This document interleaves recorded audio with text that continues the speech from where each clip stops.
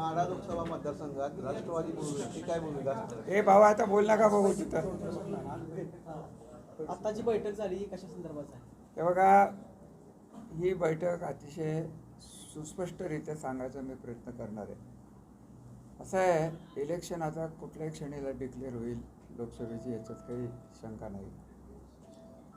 माढा मतदारसंघात सोलापूरचे 4 आणि सातारचे 2 असे 6 मतदारसंघ आहेत.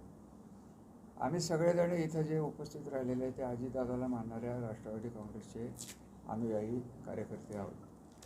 तर माझ्या मनात असा विचार आला आणि मग मी आबासाहेबांना आणि माझे बंधू संजीव राजांना सांगितलं की एकत्रित बैठक घेऊन दिनांक 6 मार्च रोजी पार्टीने जी बैठक बोलवलेली आहे मुंबईमध्ये, तिथं आपली भूमिका काय मांडावी अशा दृष्टीने आम्ही ही आज बैठक घेतलेली आहे. आणि एकमताने आमचा ठराव झालेला आहे की माढा लोकसभा मतदारसंघ हा राष्ट्रवादी काँग्रेस अजितदादांच्या गटाकडे यावा आणि ही उमेदवारी पक्ष आणि युतीचे सरकार, युतीचे जे सहकारी आहेत हे ठरवतील त्याप्रमाणे हे काम होईल, अशा पद्धतीने हा कार्यक्रम झालेला आहे. सर, एक जागा एक पक्ष 3 इच्छुक आले, अशा वेळी नाराजी किंवा बंडखोरी सुद्धा होऊ शकते, याला सांगा. बघा, आम्ही अजितदादांना मानणारी माणसं आहे. अजितदादा शिस्तप्रिय आहेत, आम्ही स्वतःही शिस्तप्रिय आहेत. त्यामुळे आमच्यातही बंडखोरीचा प्रश्न येणार नाही.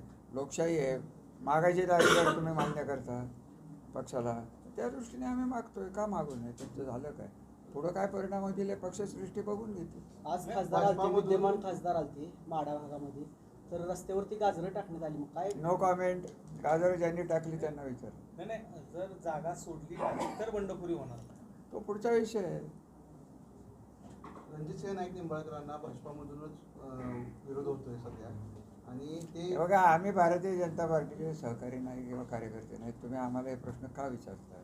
तर भारतीय जनता पार्टीचा उमेदवार आहे त्याचा तुम्ही प्रचार करणार. पार्टी जेव्हा युतीचे नेते ठरवतील त्या दृष्टीने मग आम्ही पावलं टाकू. तो काही विषय आज आमच्या पुढे नाही. आमच्या पुढे 6 तारखेला पार्टीची मीटिंग जी होणार आहे तिथं आम्ही काय भूमिका घ्यावी, कशा पद्धतीने भूमिका घ्यावी, मर्यादित वेळ असतो, एक अर्धा पाऊण तास मिळतो प्रत्येक मतदारसंघाला चर्चा करायला. त्या दृष्टीने टाकलेली ही 6 मतदारसंघातली प्रमुख मंडळी आणि प्रमुख कार्यकर्ते बोलवले गेलेले. माढा लोकसभेमध्ये सध्या जे महायुतीतले जे आमदार आहेत, शहाजीबाबू पाटील असतील, बबनदादा शिंदे आहेत, संजय मामा शिंदे आहेत, जयकुमार गोरे आहेत, या सगळ्यांनी रणजितसिंह नाईक निंबाळकर यांना निवडून आणण्याचे हे दिले. 2 लाखाचं लीड देतो असं बबनदादा. मग तसं तुमच्या पाठीमागे येऊन असं का आतापर्यंत कुणी हे केलेलं नाही? की बाबा त्यासाठी ती मीटिंग घेतली ना, त्यांनी केलं, त्यांच्या पद्धतीने केलं. बबनदादांनी महायुतीत असल्यामुळे त्यांनी त्यांची मतं मांडली, परंतु शेवटी बबनदादा राष्ट्रवादीचेच आमदार आहेत. राष्ट्रवादीत जे ठरेल तर बबनदादाचा जर विरोध असता याला तर मग रणजितराव आलेच नसते. त्यामुळे आज बसलो आहे आम्ही पार्टी म्हणून बसलो आहे. तिथं बोलणं जाईल आणि तिथं जेव्हा युतीत ठरेल तेव्हा आमचे दादा, आमचे प्रतिनिधी, आमचे नेते त्यांच्या पद्धतीने तिथं शिस्तीत मांडतील काय मांडलं. माढा मतदारसंघात 3 उमेदवार आम्ही आज चर्चाही केलेली नाही आणि बोलणारही नाही. आम्हाला पहिल्यांदा मतदारसंघ सोडून घेणं महत्त्वाचं. माढा मतदारसंघात 3 आमदार हे अजितदादा विचाराचे गटाचे आहेत, तर या मतदारसंघावर आपण दावा करतो. आता त्यासाठी तर बसलो आहे ना, कशासाठी बसलो? उद्याच्या बैठकीत आग्रही मांडणी राहणार का ती जागा? 101% राहणार. आता राष्ट्रवादी काँग्रेसचा माढा बालिकेला मानत होतो पहिल्यापासून, पवारसाहेबांनी निवडून घेतल्यापासून तो देशात माहीत झालेला आहे. आपण सीट मागत आहात, ती जागा मागत आहात, अशा वेळी पवारसाहेब सीट नाही मागते, आम्ही मतदारसंघ राष्ट्रवादीला घ्यावा असं मागतो. अशा वेळी पवारसाहेब गटाचं तुम्हाला आव्हान वाटत नाही? नाही, आम्हाला नाही वाटत, कारण आम्ही आमचा निर्णय केलेला आहे. त्याचे बरे वाईट होण्याचे परिणाम आमच्यावर, हे इथं बसलेल्या प्रत्येक माणसाला शरद पवारांच्या विषयी आदर आणि प्रेम. आमची काही कारणं असतील, तो काही विषय इथं आज घेण्याचं कारण नाही, कारण तो विषय माझ्या दृष्टीने संपलेला आहे. वाटा वेगळ्या झालेल्या आहेत. आता जे काही होईल ते होईल, लोक ठरवतील. माढा लोकसभेमध्ये मोहिते पाटील आणि तुम्ही निंबाळकरांना उमेदवारी मिळू नये असं अनेक दिवस झालं चर्चा चालू आहे. म्हणजे मोहिते पाटलांना पण उमेदवारी मागितलेली आहे. तुम्ही जर राष्ट्रवादीला जर मतदारसंघ मांडला तर मोहिते पाटलांच्या बरोबर चर्चा झाली का काय? सगळ्या नंतरच्या गोष्टी येतो. आम्हाला सुटलं तर मग मोहिते पाटील काय करणार आहेत? हे आम्हाला म्हणजे मला नाही, निंबाळकरांना नाही, राष्ट्रवादीला.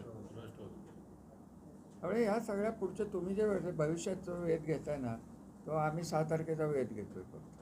तर पुढे काय होईल आम्हाला काय आज बसायचं कारण नाही. आमचे नेतृत्व आहेत, ते आम्हाला सांगतील ते आम्ही करू.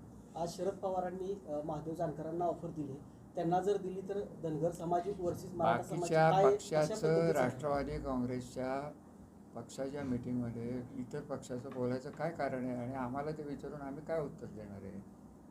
हा विचार जो तुम्ही आहे हा महायुतीचे नेतृत्व करतीलच ना, की जर तिकडनं अजून कोण असेल, अजून कुठल्या पार्टीतनं कोण असेल ते इथे योग्य तो उमेदवार द्यावा हे ते ठरवतील ना. हे दुसऱ्याची भूमिका अँटिसिपेट करून मगच हे सगळं ठरणार ना.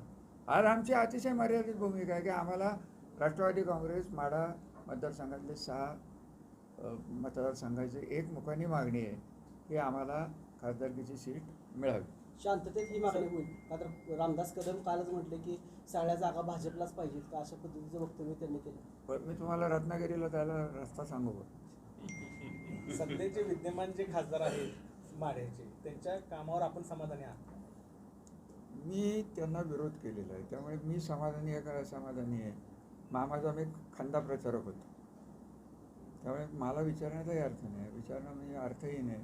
कारण त्यांचे काम काय आहे हे मला ते दृष्टिक्षेपात बघायला मिळालं नाही. माझ्या मताने तुम्ही विषय काढला म्हणून माढ्याला खासदार आहे तो मी तर बघितलेला नाही, तो अदृश्यच आहे असं माझं म्हणणं आहे. दादा आपलं मतदारसंघ 2 ह्याच्यात विभागला जातो आणि साधारणतः तुमच्या भूमिका अनन्यसाधारण महत्त्व आणि आज तर तुम्ही भूमिका मांडलेली आहे. ही भूमिका मांडण्यापूर्वी पक्षश्रेष्ठीची काही प्राथमिक चर्चा केली होती का? आम्हाला लोकशाही आहे आमच्या पक्षात, आम्ही जिल्ह्यावर काम करणारी मंडळी आहे. ठीक आहे, मी वरिष्ठ असेल किंवा ज्येष्ठ असेल, आम्ही आमच्या भावना इथं एकमेकाशी एक्सचेंज शेअर करतो आहे आणि त्या भूमिका आम्ही तिथं 6 तारखेला मांडणार आहे. त्यामुळे पक्षश्रेष्ठीच्या मतदान याचा काही प्रश्न येत नाही. आम्ही काय महायुतीला विरोध केला आहे का? आम्ही म्हणलं आहे का आम्हाला जर नाही मिळालं तर आम्ही काय करायचं? असं काही चर्चा इथं झालेली नाही. आम्हालाच पाहिजे एवढंच आमचं म्हणणं.